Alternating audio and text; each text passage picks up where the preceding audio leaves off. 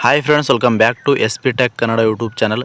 ವೀಕ್ಷಕರೇ, ಈ ವಿಡಿಯೋದಲ್ಲಿ SSLC ರಿಸಲ್ಟ್ ಯಾವಾಗ ಬರುತ್ತೆ ಅಂತಕ್ಕಂಥ ಒಂದು ಮಾಹಿತಿನ ಈ ವಿಡಿಯೋದಲ್ಲಿ ತಿಳಿಸ್ಕೊಡ್ತಾ ಇದ್ದೀನಿ. ಯಾರೆಲ್ಲ ವಿದ್ಯಾರ್ಥಿಗಳು, ಕರ್ನಾಟಕದ ವಿದ್ಯಾರ್ಥಿಗಳು ಯಾರೆಲ್ಲ ಒಂದು ರಿಸಲ್ಟ್ಗಾಗಿ ವೆಯ್ಟ್ ಮಾಡ್ತಾ ಇದ್ರಿ ಅಂಥವ್ರೆಲ್ಲರಿಗೂ ಕೂಡ ಈ ವಿಡಿಯೋದಲ್ಲಿ ರಿಸಲ್ಟ್ನ ಬಗ್ಗೆ ಇರ್ತಕ್ಕಂಥ ಅಪ್ಡೇಟ್ನ ತಮಗೆ ಮಾಹಿತಿನ ಕಂಪ್ಲೀಟಾಗಿ ತಿಳಿಸ್ಕೊಡ್ತಾ ಇದ್ದೀನಿ.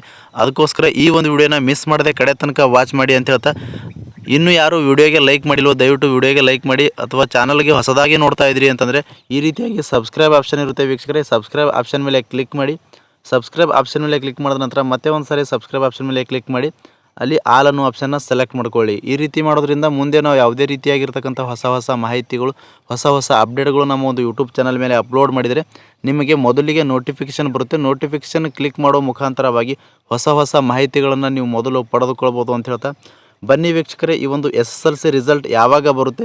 ಈಗಾಗಲೇ ಒಂದು ಸೋಷಿಯಲ್ ಮೀಡಿಯಾದಲ್ಲಿ ಒಂದು ಬರ್ತಕ್ಕಂಥ ದಿನಾಂಕಗಳು ನಿಖರವಾದಂಥ ದಿನಾಂಕ ಆಗಿದೆನಾ ಅಥವಾ ಈ ಒಂದು ದಿನಾಂಕಗಳು ಸುಳ್ಳಾಗಿದೆನಾ ಅಂತ ಈ ರೀತಿಯಾಗಿ ನಿಖರವಾದಂಥ ಮಾಹಿತಿನ ಈ ಒಂದು ವಿಡಿಯೋದಲ್ಲಿ ತಮಗೆ ತಿಳಿಸ್ಕೊಡೋದಕ್ಕೆ ಪ್ರಯತ್ನ ಮಾಡ್ತೀನಿ ಅಂತ ಹೇಳ್ತಾ, ಬನ್ನಿ ವೀಕ್ಷಕರೇ ವಿಡಿಯೋನ ಶುರು ಮಾಡೋಣ.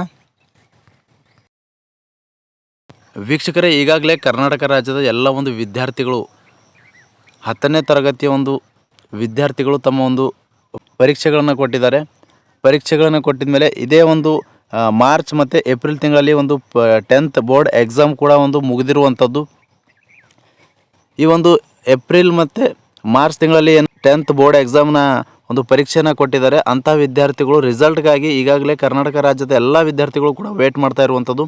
ಹೀಗಾಗಿ ಈ ಒಂದು ಸೋಷಿಯಲ್ ಮೀಡಿಯಾಗಳಲ್ಲಿ ಕೂಡ ಒಂದು ರಿಸಲ್ಟ್ ಬಗ್ಗೆನ ಒಂದು ದಿನಾಂಕಗಳು ಕೂಡ ಒಂದು ಈ ಒಂದು ದಿನಾಂಕಕ್ಕೆ ಬರುತ್ತೆ, ಈ ದಿನಾಂಕಕ್ಕೆ ಬರುತ್ತೆ ಅಂತ ದಿನಾಂಕ ಕೂಡ ಒಂದು ವೈರಲ್ ಆಗ್ತಾ ಇರುವಂಥದ್ದು. ಹಾಗಾದರೆ ಈ ಒಂದು ಯಾವ್ಯಾವ ದಿನಾಂಕಗಳಿಗೆ ಒಂದು ರಿಸಲ್ಟ್ನ ಬಿಡ್ತಾ ಇದ್ದಾರೆ ಅಂತ ಸೋಷಿಯಲ್ ಮೀಡಿಯಾಗಳಲ್ಲಿ ವೈರಲ್ ಆಗ್ತಾ ಇದೆ ಅಂತಂದರೆ, ಮೇ 2ನೇ ತಾರೀಕು ರಿಸಲ್ಟ್ SSLC ರಿಸಲ್ಟ್ ಬರುತ್ತೆ ಅಂತ ಈ ರೀತಿಯಾಗಿರ್ತಕ್ಕಂಥ ಮಾಹಿತಿನೂ ಕೂಡ ಬರ್ತಾ ಇರುವಂಥದ್ದು.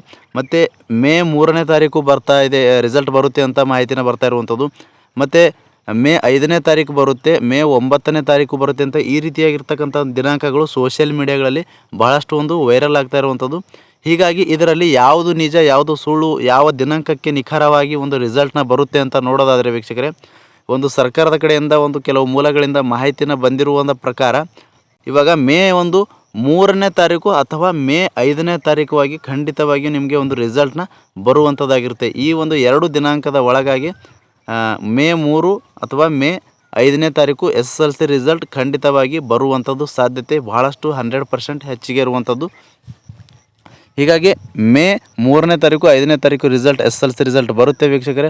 ಯಾವುದೇ ರೀತಿಯಾಗಿರ್ತಕ್ಕಂಥ ಒಂದು ಗೊಂದಲಗಳನ್ನು ಇಟ್ಕೊಳ್ಬೇಡಿ. ಯಾರೆಲ್ಲ ಒಂದು ವಿದ್ಯಾರ್ಥಿಗಳಿದ್ದೀರಿ, ಯಾವುದೇ ರೀತಿಯಾಗಿರ್ತಕ್ಕಂಥ ರಿಸಲ್ಟ್ನ ಬಂದರೂ ಕೂಡ ಕಡಿಮೆ ಬರ್ಬೋದು ಅಥವಾ ಹೆಚ್ಚಿಗೆ ಬರ್ಬೋದು. ಇದರ ಒಂದು ರಿಸಲ್ಟ್ನೇ ಒಂದು ಕನ್ಸಿಡರ್ ಮಾಡಿಕೊಂಡು ಯಾವುದೇ ಕಾರಣಕ್ಕೂ ಒಂದು ಪೋಷಕರಾಗಿರ್ಬೋದು, ಯಾವುದೇ ಕಾರಣಕ್ಕೂ ಒಂದು ವಿದ್ಯಾರ್ಥಿಗಳಿಗೆ ಒಂದು ಬೈಯುವುದಾಗಿರ್ಬೋದು, ಈ ರೀತಿಯಾಗಿ ಕೂಡ ಒಂದು ಮಾಡೋಕ್ಕೆ ಹೋಗಬೇಡಿ. ಈ ಒಂದು ರಿಸಲ್ಟ್ನೇ ಅವರ ಒಂದು ಮುಂದಿನ ಭವಿಷ್ಯವನ್ನು ರೂಪಿಸಲ್ಲ. ಸೊ ಇದಕ್ಕಾಗಿ ಈ ಒಂದು ವಿಡಿಯೋದಲ್ಲಿ ತಮಗೆ ಒಂದು ರಿಸಲ್ಟ್ ಬಗ್ಗೆ ಇರತಕ್ಕಂಥ ಒಂದು ಅಪ್ಡೇಟ್ನ ತಮಗೆ ತಿಳಿಸ್ಕೊಟ್ಟಿದ್ದೀನಿ ವೀಕ್ಷಕರೇ.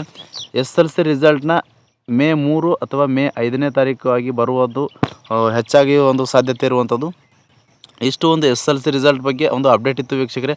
ಮುಂದಿನ ವಿಡಿಯೋದಲ್ಲಿ ಏನಾದರೂ ಒಂದು ಸರ್ಕಾರದ ಕಡೆಯಿಂದ ಅಪ್ಡೇಟ್ಗಳು ಬಂತಂದರೆ SSLC ರಿಸಲ್ಟ್ ಈ ಒಂದು ನಿಖರವಾದಂಥ ಒಂದು ದಿನಾಂಕನ ಒಂದು ಪ್ರಕಟ ಆಯಿತು ಅಂತಂದರೆ ಮತ್ತೆ ಮುಂದಿನ ವಿಡಿಯೋದಲ್ಲಿ ನಾನು ಮಾಹಿತಿನ ತಲುಪಿಸ್ತೀನಿ ಅಂತ ಹೇಳ್ತಾ, ಪ್ರಾರಂಭದಿಂದ ಕೊನೆವರೆಗೂ ವಿಡಿಯೋ ನೋಡಿದ್ದಕ್ಕಾಗಿ ತಮ್ಮೆಲ್ಲರಿಗೂ ಹೃದಯಪೂರ್ವಕ ಧನ್ಯವಾದಗಳು ಸ್ನೇಹಿತರೆ. ಮತ್ತೆ ಹೊಸ ಮಾಹಿತಿಯೊಂದಿಗೆ ಭೇಟಿಯಾಗ್ತಿರೋಣ. ಅಲ್ಲಿವರೆಗೂ ನಮಸ್ಕಾರ.